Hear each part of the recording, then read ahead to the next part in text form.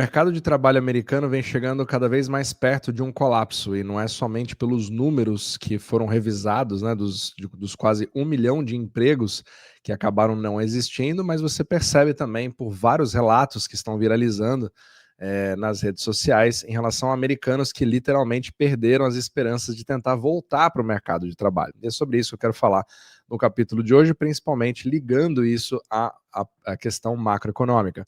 Então, esse daqui foi um dos vídeos que mais viralizou, juntando ali uma série de relatos de americanos que ou acabaram de sair do emprego, que são extremamente qualificados e estão praticamente presos numa que a gente chama de ghosting, né? Quando você entra no LinkedIn, tenta fazer ali a aplicação para algum emprego e não recebe nem resposta, nem uma resposta que sim, nem que não chega numa entrevista, e várias outras pessoas tentando alternativas, né? Vendo como que o cenário está bastante deprimente para os que buscam emprego, mas ao mesmo tempo os recrutadores vêm falando as mesmas coisas. Você percebe também relatos de recrutadores dizendo que falam ali com 600, 700 pessoas, na verdade não falam, né, recebem a aplicação de centenas de pessoas, e em princípio quase todas elas teriam uma qualificação ou mereceriam aquele emprego, mas fica impossível de você fazer o seu trabalho. Então, cada vez mais as pessoas tentando usar a inteligência artificial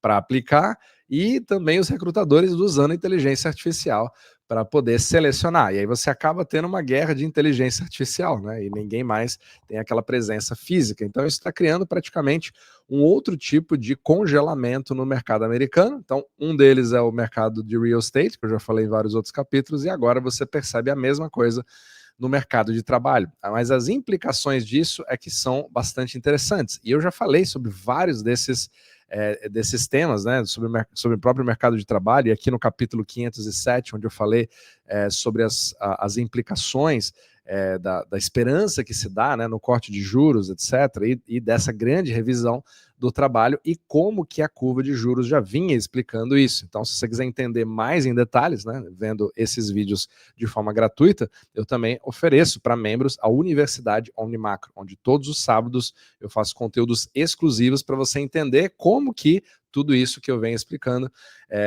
tá ligado, né, ao que acontece no sistema euro-dólar, no mercado de bonds, como que flui o capital ao redor do mundo, só que ao mesmo tempo criando ali oportunidades de você também se posicionar, né? Aqui eu compartilho um portfólio chamado Portfólio OmniMacro, onde você pode seguir diante de tanto caos e tantos problemas, onde você tem, né, ativos que se valorizam mais do que outros, quando você tem a famosa K-shaped economy, que eu vou falar nesse capítulo, como que você também pode aproveitar. Então aqui eu mostro os movimentos e também a minha alocação atual para membros. E todos os links estão na descrição abaixo.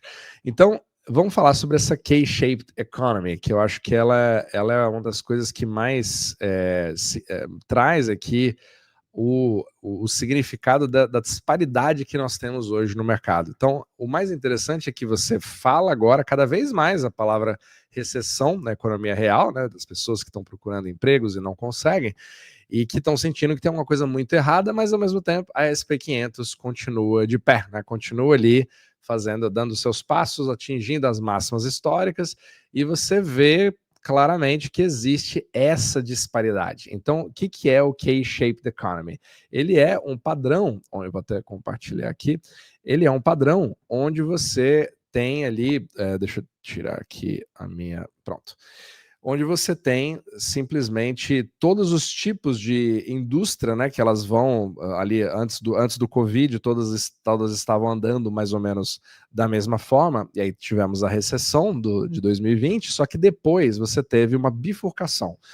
A bifurcação de cima, que é a parte da letra K, né, a parte superior da letra K, que é essa faixa azul aqui, essa linha azul, ela mostra que a indústria de tecnologia, o varejo e também software, etc., foram as que se saíram melhor disso. Aí outras indústrias, como a do entretenimento, viagens, hospitalidade, etc., comida, né, restaurantes, etc., todas essas precisam de assistências. E você também vê o mesmo tipo de formato baseado no crescimento dos ativos. Então, você também pode fazer o K-shaped economy para dividir a sociedade. Aqueles que têm, que é o que a gente chama de haves, e aqueles que não têm, que é o que a gente chama de have-nots. E vai criando essa disparidade dos detentores de ativo para aqueles que simplesmente são assalariados e que hoje estão tentando fazer alguma coisa acontecer, porque não acham mais empregos full-time, e eles vão para o part-time, eles tentam fazer Uber, DoorDash.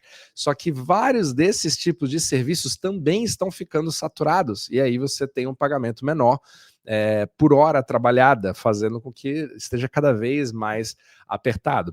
E é aí que você percebe uma série de teorias, né, sobre o que vai acontecer hoje, daqui a pouco, né, quando você for assistir esse vídeo, né, na quarta-feira, daqui a pouco nós teremos a famosa decisão do Fed sobre os cortes de juros. E o grande aviso que eu sempre dou aqui nesse podcast é de não ter tanta esperança assim sobre isso daqui, porque em princípio o pensamento que todo mundo tem, pelo menos na parte tradicional, não quem acompanha esse podcast, como vocês, mas de que isso vai trazer um alívio para o mercado a partir do momento que o Fed fizer esse corte. E aí você vai ter juros mais baixos e que vão ajudar a fazer ali o estímulo do consumo e que as pessoas vão voltar a consumir. Só que o problema é muito maior do que isso, né? Como é que você vai querer consumir? Não adianta o juro estar mais baixo se nem segurança do meu próprio emprego eu vou ter. Mas, enfim, traz aquela certa euforia de você criar algum tipo de esperança baseada numa mecânica,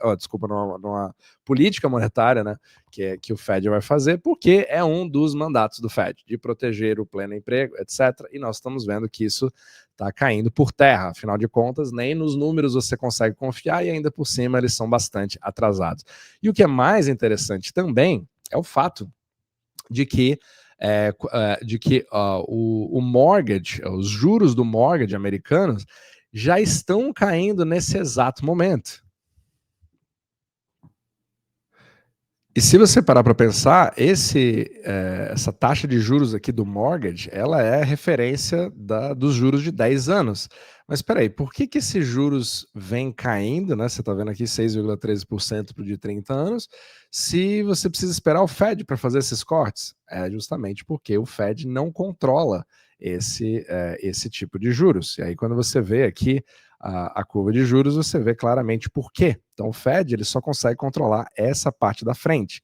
Quando você entra nos juros de 10 anos, você já tem ali uma disparidade completa. Isso aqui é muito mais voltado para o mercado internacional e também, por tabela, acaba servindo de referência para o mortgage. Então você não precisa de uma ação do Fed para deixar e estimular as compras de casas que as pessoas vão começar a fazer agora, como se tivesse uma demanda absolutamente represada nesse momento em que é só baixar os juros que todo mundo vai voltar a comprar casa. Na verdade, o problema é muito mais fundamental na economia americana, né, na economia real.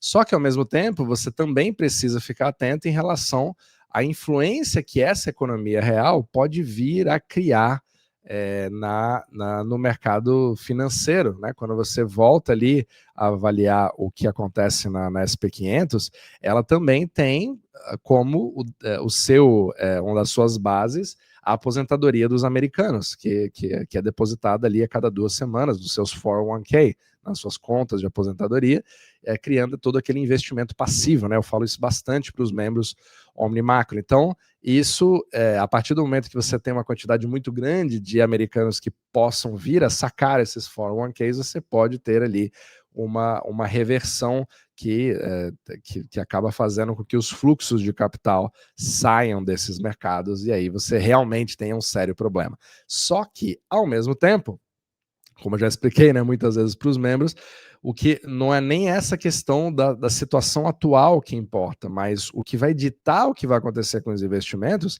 é a resposta, principalmente no âmbito fiscal, a partir do momento que você tiver uma situação onde o desemprego começa a ser falado em todos os lugares, isso começa a aparecer na televisão, e isso não cria uma boa imagem política, e é aí que você entra com pacotes de estímulos, cortes de impostos, novos postos de trabalho. Então você não pode deixar de levar em consideração para o seu portfólio essa questão também, que é a própria dominância fiscal. É por isso que o One Big Beautiful Bill do Trump tá aí. Não estou dizendo que estou defendendo esse sistema ou algo assim, mas quando você, com certeza, politicamente não cai bem, e aí você pode esperar muito mais injeção de liquidez via fiscal, até porque foi o que veio trazendo os Estados Unidos. Grande parte do PIB veio mediante esse tipo de gasto. Então, é um pouco do privilégio exorbitante dos Estados Unidos. Então, é uma situação bem triste, né? Só que, ao mesmo tempo, é por isso que